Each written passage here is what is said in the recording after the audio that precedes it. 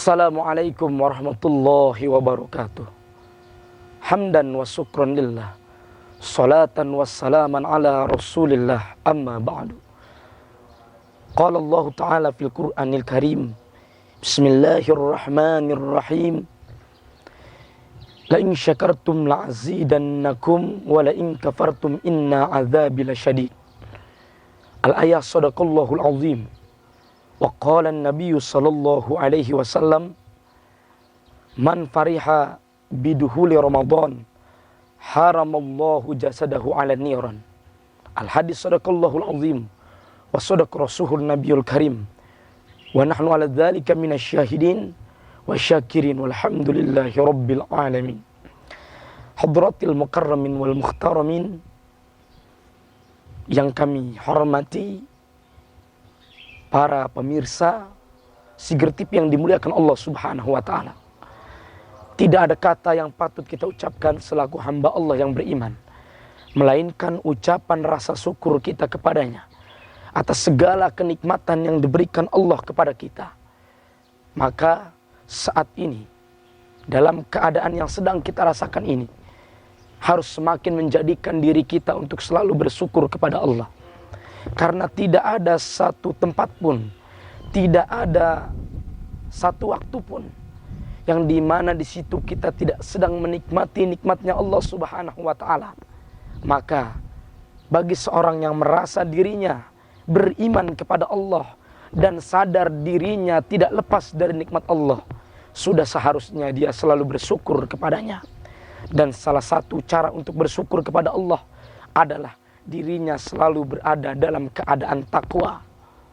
Sholawat harus senantiasa kita sampaikan kepada junjungan kita baginda Nabi besar Muhammad sallallahu alaihi wasallam, manusia yang paling berjasa dalam hidup ini, yang telah memberikan semua pengorbanan hidupnya untuk kita, sehingga kita bisa menjadi manusia yang kenal kepada Allah, menjadi manusia yang bersikap dalam hidup ini sesuai dengan apa yang dibutuhkan oleh sesama manusia.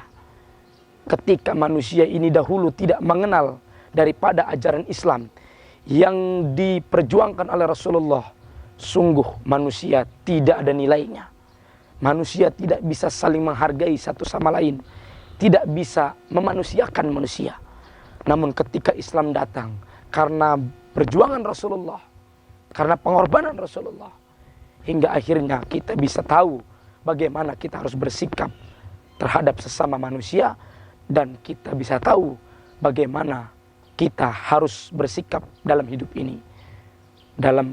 Kepada Allah kita menyembah, dan kepada manusia kita harus saling menghargai. Pemirsa Siger TV yang dimuliakan Allah Subhanahu wa Ta'ala, saat ini kita berada pada bulan Sya'ban. Bulan Ramadan sebentar lagi akan menemui kita. Bagi orang yang sadar bahwa dirinya mendapatkan nikmat oleh Allah sehingga dia bisa bertemu dengan Ramadan, maka sudah seharusnya dia bersyukur kepada Allah. Karena kita bisa berjumpa dengan Ramadan ini bukan karena hebatnya fisik kita, bukan karena sehatnya badan kita, tapi karena biiznillah, atas izin Allah. Maka sudah seharusnya kita, yang harus kita lakukan yang utama adalah berterima kasih kepada Allah atas nikmat umur yang Allah sampaikan pada kita pada bulan yang hampir dekat dengan bulan suci Ramadan ini. Sehingga ketika kita bersyukur, pada akhirnya benar-benar nanti Allah pertemukan kita dengan bulan yang mulia, bulan yang di dalamnya penuh dengan ampunan Allah, penuh dengan rahmat Allah, dan penuh dengan karunia-karunia Allah yang lainnya.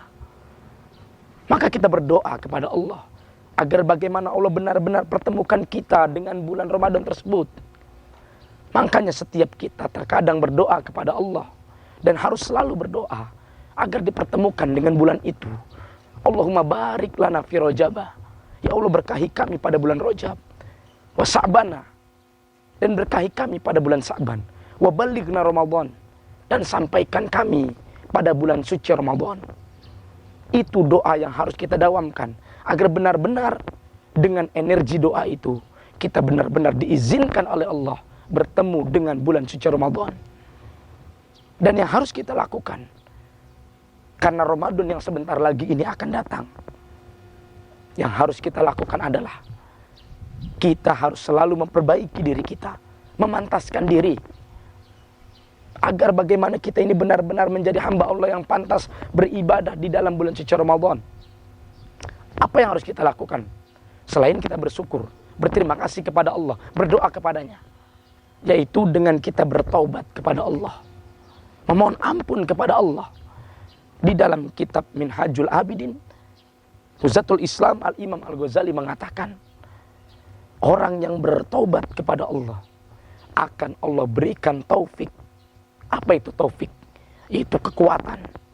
Sehingga dengan dia bertobat, ada energi ketaatan yang ada pada dirinya, sehingga dia akan memiliki kekuatan untuk menjalankan ibadah-ibadah pada bulan suci Ramadan. Beristighfar kepada Allah. Astaghfirullahalazim, aku memohon ampun kepada Allah yang Maha Agung. Dan itu salah satu ucapan yang harus dilakukan bagi orang yang bertobat kepada Allah. Selain istighfar, dia harus merasa menyesal terhadap dosa-dosa yang pernah dia lakukan. Dan dia pun harus berjanji pada dirinya untuk tidak mengulangi daripada perbuatan dosa itu.